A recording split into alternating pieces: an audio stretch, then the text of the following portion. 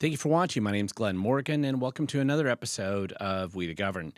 Now, today I'm going to do a little bit of different video. I had a live stream recently that I tried to cover a couple of campaign ads that had come out recently and just wanted to present them to some of my viewers. And unfortunately, the live stream didn't seem to work so well. So I figured I'd just do a quick video here because I wanted to break this down a little bit more specifically and then talk about how these types of campaign videos I think could impact those of us who live in places like Washington State or Oregon or other places like that. So really, this is just a quick video here that I wanted to make, and I think you're going to enjoy it, comparing two different campaign ads, why they work, and I think you'll enjoy these with me as well.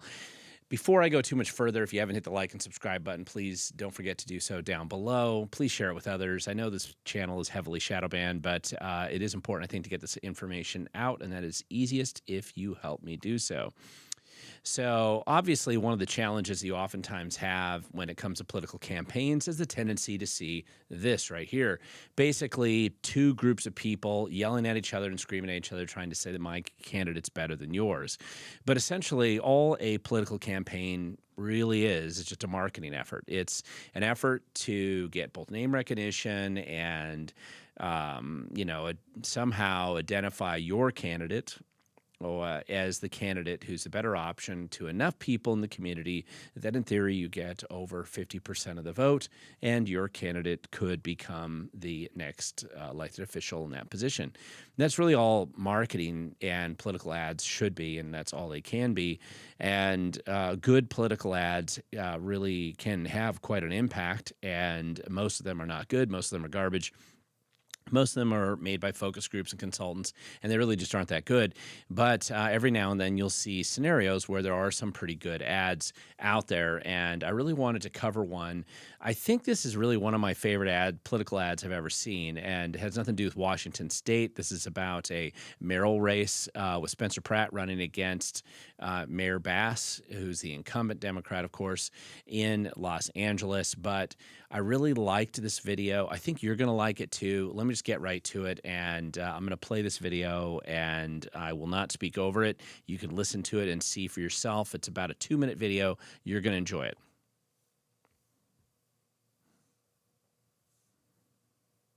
Everything is awful. Everything is hell when you're part of the scene. Karen Bass is awful and burning down our streets. Dirty needles, human waste. We just named two awful things: a stolen car, a burned down house. You know what's awful? Everything. Moms in shock, hit the locks. A camp of addicts down the block. Lots of tents, a very big mess. Awful scenes are not the best. Camps, traps, and crap, they're awful. Crack, smack, and shacks, they're awful. Slums, and scum, and bums, that's awful. Everything you see or smell or touch is awful. Karen Bass is awful. Everything is hell when you're part of her scene. Everything is awful. And she's killing our dreams.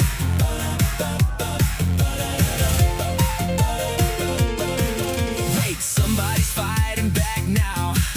Standing up and taking flack now. Spencer Pratt lost everything. Watch the flames take everything. But instead of looking down, he's exposing this whole town, calling out the corrupt machine. Somebody's gotta clean this scene. Let's go! Truth, proof, and receipts. Not awful. Fight, light, and making things right. Not awful. One man, a plan, and he won't quit. Not awful. Spencer Pratt is done with all of this awful. Spencer Pratt is fighting. Everything gets better when you fight for the seed. Spencer Pratt is rising. He's gonna save LA's dreams. Everything gets better when somebody stands up and refuses to quit. Spencer Pratt is fighting, and we're done with all of this shit.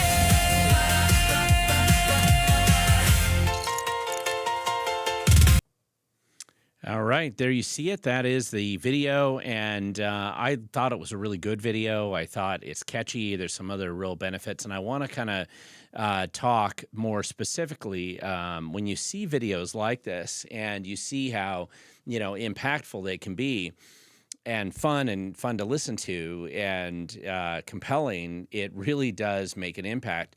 And I just want to jump right into this video and specifically why I think this video works.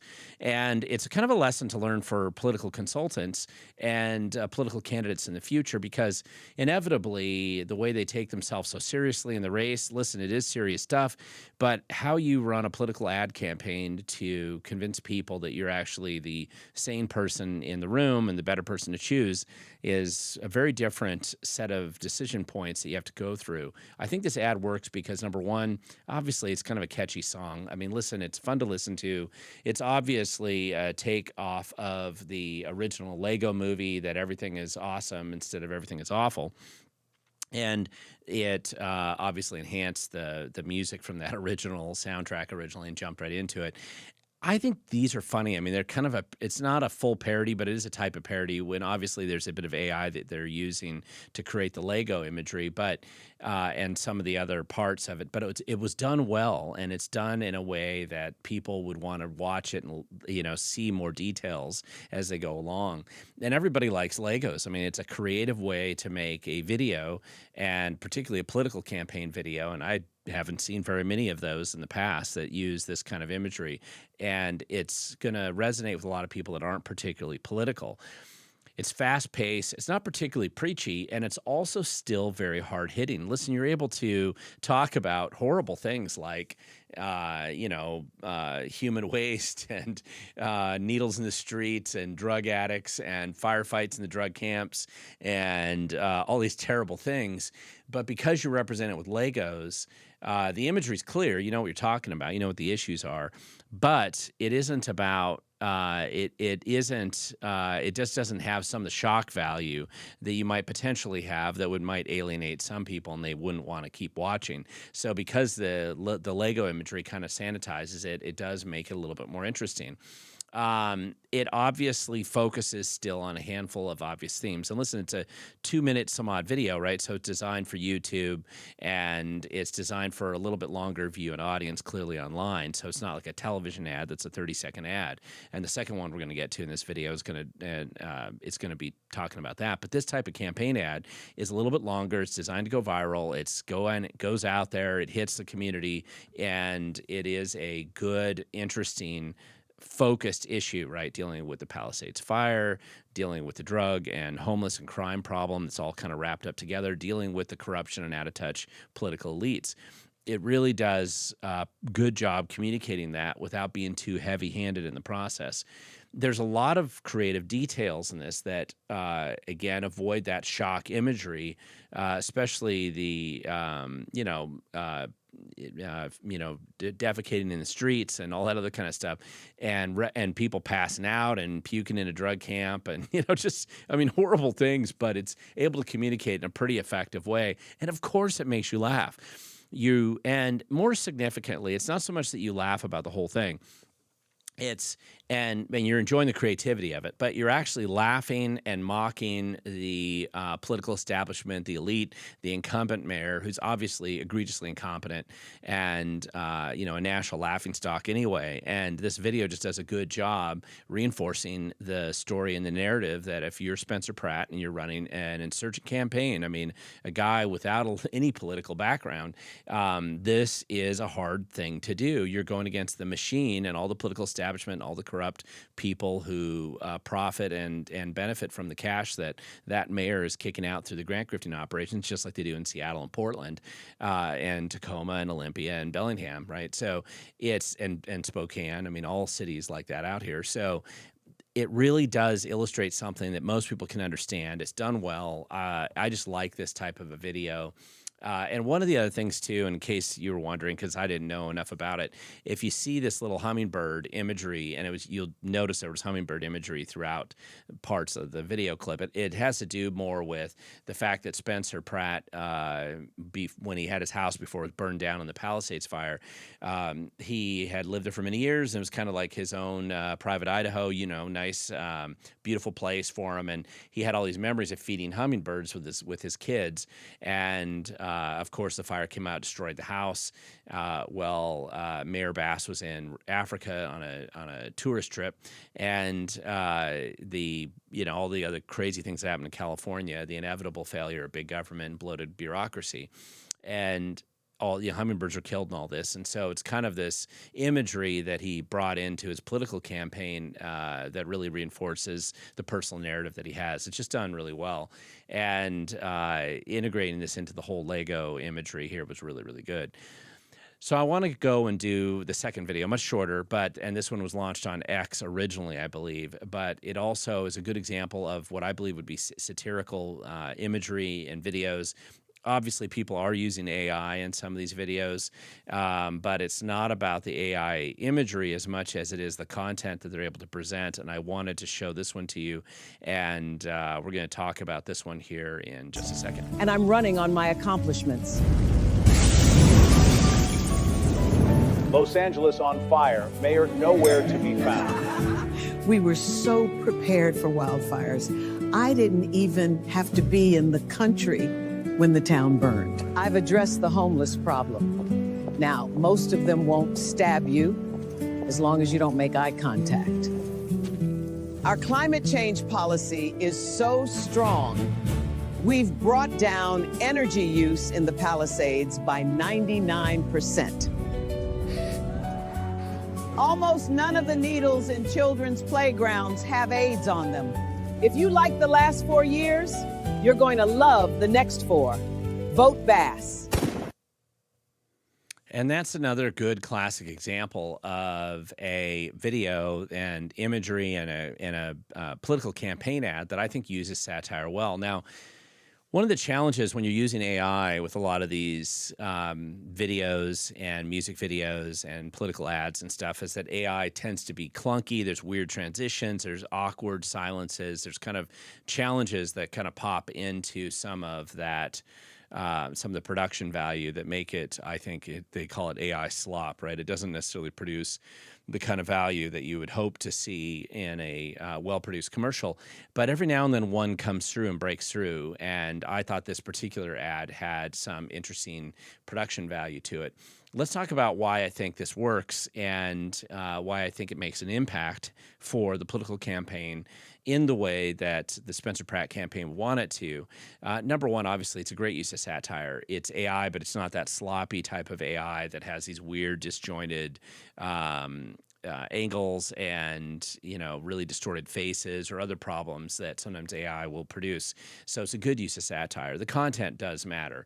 The politicians are believable in the way that they're presented there. You had Kamala Harris there, drinking champagne with Mayor Bass, celebrating the collapse of the ridiculous, but the fires in LA. And so the imagery of these politicians being clearly out of touch and elitist and unconcerned, and it's just a really good use of satire, I thought, with that video. And obviously, the truth always makes satire sting quite a bit harder. And the elitist disconnect from reality and the people over whom they technically govern and who, in theory, they're public servants to, it's clearly communicated in this video. These elitists, Mayor Bass, they don't care at all. They don't care at all what happens to the people underneath them and that they rule over, and that's how they see it. And so they just don't really care at all. And the shocking images and the contrast of those shocking images with the elitist kind of attitude that they present there is actually pretty significant. And of course, because it's funny and it's irreverent, that's part of what makes this video and this campaign ad have an impact. Listen, if you can't make people laugh with your political ads or make people think or impact them in some significant way, why do you think they're going to come out and vote for you? And why do you think they're going to kind of get off the crazy train that they're already on? To convince them to change who they're going to vote for, you're going to have to break out of the mold. You can't just spend millions of dollars on boring mailers and things that nobody's going to notice or remember or care about. You have to have some way of breaking through that kind of vice grip that special interests like the unions, public sector unions, and these other things have in places like Los Angeles.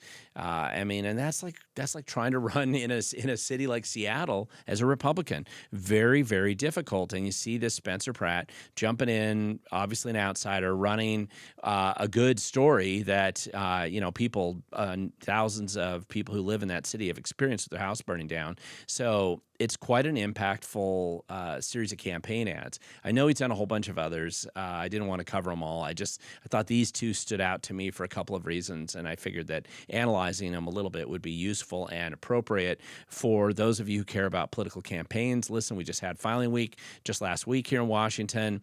You kind of know who's going to be running out for these positions in the office here, and or maybe a little longer than that ago, most of them. And listen, the primary is coming up here in August, and we're going to find out who makes it through the primary with the election in November. Political ads are going to be everywhere. I think it's worth paying attention to what they are, what they say, how they're produced, and which ads are probably going to be more effective than others. So that's it. I just really wanted to kind of go over that with you. I figured you'd appreciate it. And many of my viewers are into the political stuff, and so hopefully you enjoy this as well. I'm going to close out with just, again, my favorite campaign ad, and I hope you appreciate it. Just remember, the future belongs to those who show up, especially those who show up regularly. Everything is awful. Everything is hell when you're part of the scene. Karen Bass is awful and burning down our streets. Dirty needles, human waste. We just named two awful things: a stolen car, a burned down house. You know what's awful? Everything. Moms in shock, hit the locks. A camp of addicts down the block. Lots of tents, a very big mess. Awful scenes are not the best. Camps, traps, and crap, they're awful. Crack, smack, and shacks, they're awful. Slums and scum and bums, that's awful. Everything you see or smell or touch is awful. Karen Bass is awful. Everything is hell when you're part of her scene. Everything is awful, and she's killing our dreams.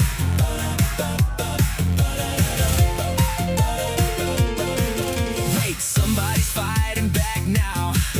Standing up and taking flack now. Spencer Pratt lost everything. Watch the flames take everything. But instead of looking down, he's exposing this whole town, calling out the corrupt machine. Somebody's gotta clean this scene. Let's go! Truth, proof, and receipts. Not awful. Fight, light, and making things right. Not awful. One man, a plan, and he won't quit. Not awful. Spencer Pratt is done with all